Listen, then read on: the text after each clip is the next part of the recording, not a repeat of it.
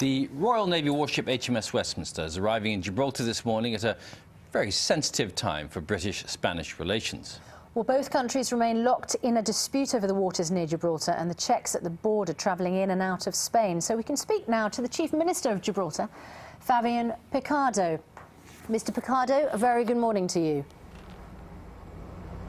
A very good morning to you too. So we know that HMS Westminster on the horizon and about to arrive at Gibraltar.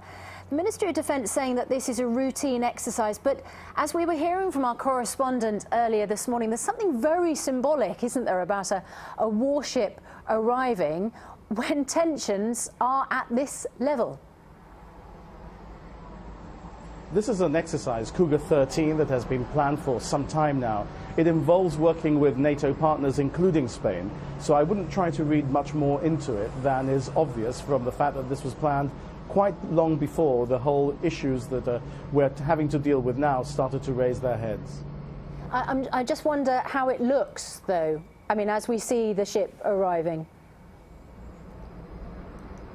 Well, look, I mean, it looks like it looks every time that we have a vessel from the Royal Navy arriving in Gibraltar. They come here very frequently. This is home away from home. It's got nothing to do with the current tensions. So there is, although you might try and see symbolism in it, there is very little in it which relates it to the events that we're dealing with at the moment. What is happening to try and lower tensions at the moment? We saw the protest, of course, by Spanish fishermen over the weekend because of what they see as a block on their right to fish in the waters.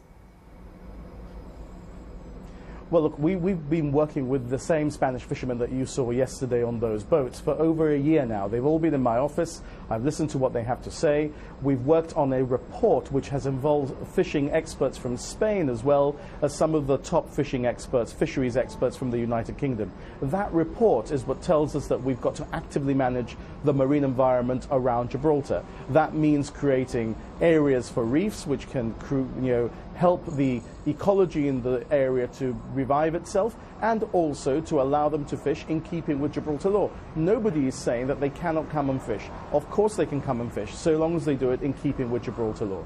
But we have, of course, this situation in response, which is that the border checks are at a level of scrutiny that is slowing things up. Now, for those who haven't travelled between the Spanish mainland and Gibraltar, what would they normally expect in terms of time and officialdom, and how does that compare to the situation at the moment?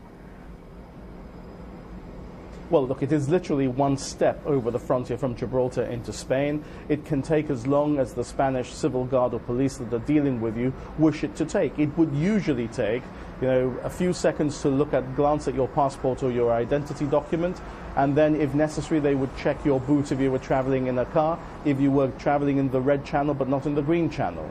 What's happening now is clearly completely divorced from that. Remember that Gibraltar is not in Schengen or in the Common Customs Union. That's why your passport will be checked and your boot might be checked.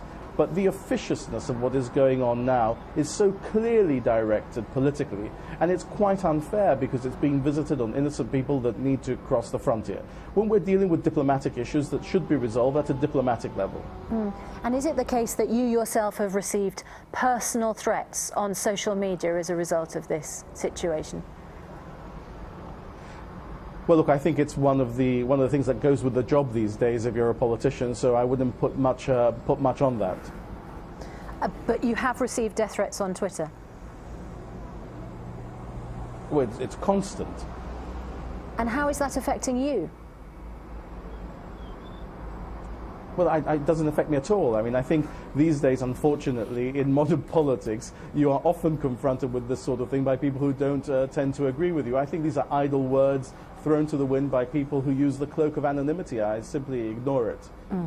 And just finally, what are the prospects for resolving this crisis, helping people to get through those borders more easily, and also perhaps resolving the situation with the fishermen as well? Well, I think that there's a very high prospect that we'll be able to resolve all of these issues, because we've been working on a plan which is a extremely credible plan to ensure that people who want to fish in these waters can fish in these waters in keeping with Gibraltar law. That also involves the reef, of course, because we need to regenerate the marine environment. And I'm certainly very hopeful that common sense is going to start to prevail and we'll be able to go back to normality as soon as possible. Mr. Fabian Picardo, Chief Minister of Gibraltar, thank you very much.